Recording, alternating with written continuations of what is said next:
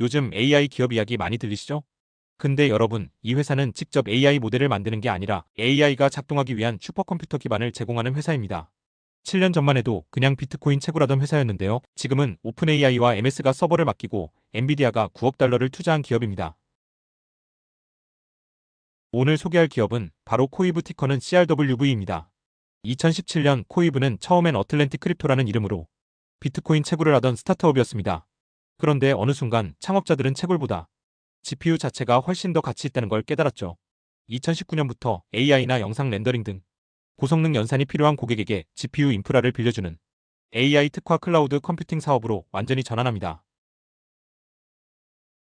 코이브의 진짜 경쟁력은 같은 GPU를 쓰더라도 훨씬 더 빠르고 효율적이고 안정적으로 운용할 수 있다는 점입니다. AWS나 애저 같은 범용 클라우드에서도 GPU를 빌릴 수는 있지만 이런 환경에선 GPU가 제 성능을 다 발휘하지 못합니다. 실제 활용률은 전체 성능의 35에서 45% 수준에 불과하죠. 하지만 코이브는 다릅니다.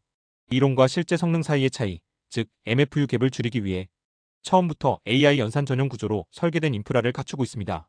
그 결과 GPU 한 대당 최대 20% 이상 더 많은 연산량을 끌어낼 수 있고 같은 작업을 더 빠르고 더 저렴하게 끝낼 수 있습니다. 예를 들어 메타의 라마 3.1 모델 학습에 코이브를 활용했을 때 무려 GPU 310만 시간을 절감했고 모델을 불러오는 속도는 최대 5배, AI 환경을 실행하는 속도는 최대 10배 더 빨랐습니다. 이건 단순히 GPU를 잘 배치한 수준이 아니라 처음부터 AI 학습과 추론을 위한 구조적 설계의 차이에서 비롯된 결과입니다. 클러스터를 초고속 네트워크로 연결하고 수천 개 GPU가 동시에 안정적으로 작동하도록 병렬 연산 구조를 갖췄습니다.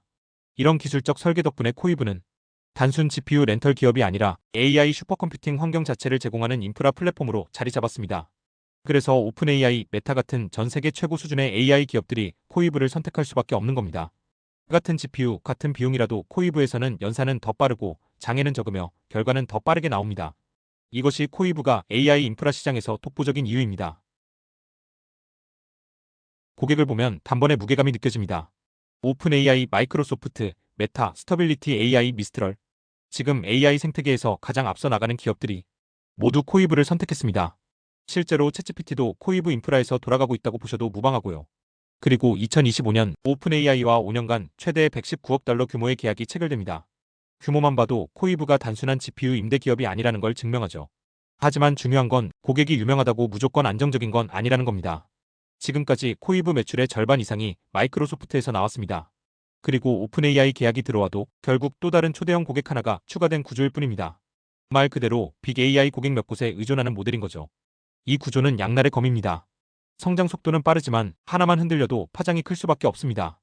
코이브는 지금 AI 슈퍼컴퓨팅 시대에 가장 앞에 서 있는 회사입니다. 하지만 그만큼 의존도와 리스크도 함께 커지고 있는 중입니다. 그래서 지금 이 회사를 본다는 건 AI 시장의 성장에 베팅하는 것이자 거대 고객들과의 관계 유지에 베팅하는 것이기도 합니다. 숫자로 보면 정말 놀랍습니다. 2023년 매출이 2억 6천만 달러, 2024년엔 약 19억 달러로 7배 넘게 성장했습니다. 2025년 매출 가이던스는 무려 50억 달러입니다. 물론 아직 흑자는 아닙니다. 2024년엔 약 8억 달러 손실도 봤어요. 하지만 이건 데이터 센터 확장과 AI 수요 폭발 때문에 선투자가 필요한 구조라는 걸 감안해야 합니다. 코이브는 2025년 3월 28일 나스닥에 상장하며 본격적으로 주목받기 시작했습니다. 공모가는 40달러.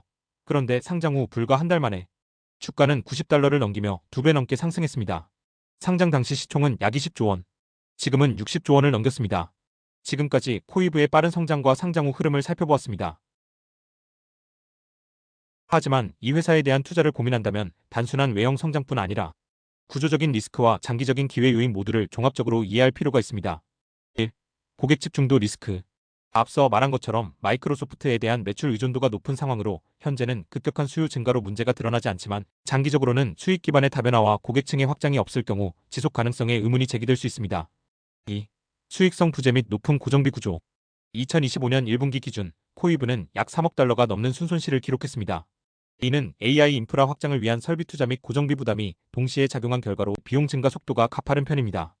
특히 고정비 성격이 강한 장비, 부동산, 네트워크 인프라 등에 대한 투자 규모는 단기간 내 조정이 어렵기 때문에 향후 수요가 일시적으로 둔화될 경우 재무 구조상 리스크가 크게 확대될 수 있습니다. 또한 자산의 상당 부분이 리스 및 차입을 통해 조달된 점도 금리 환경 변화나 자금 시장 경색 시 부담으로 작용할 수 있습니다. 3. 기술 장벽이 명확하지 않은 시장. 코이브는 AI 연산에 최적화된 슈퍼컴퓨터 구조와 병렬 처리 네트워크로 차별화하고 있지만 AWS, 구글, 오러컬 등 기존 대형 클라우드 사업자들과 장기적으로 가격 경쟁 또는 기술적 격차의 축소 가능성도 존재합니다. 결국 코이브의 구조적 경쟁력이 얼마나 지속 가능한지 또는 단기적인 수요 과열에 기반한 반사 이익에 불과한지를 판단하는 것이 중장기 투자 판단의 핵심이라고 볼 수 있습니다. 긍정 요인 1. 매출 성장 속도와 시장의 폭발적 확대. AI 인프라 수요의 폭발적 증가가 실제로 어떤 기업에 집중되고 있는지를 보여주는 사례이며 특정 영역에 집중한 기업이 시장 기회를 선점할 수 있음을 입증합니다. 2. 엔비디아와의 전략적 파트너십.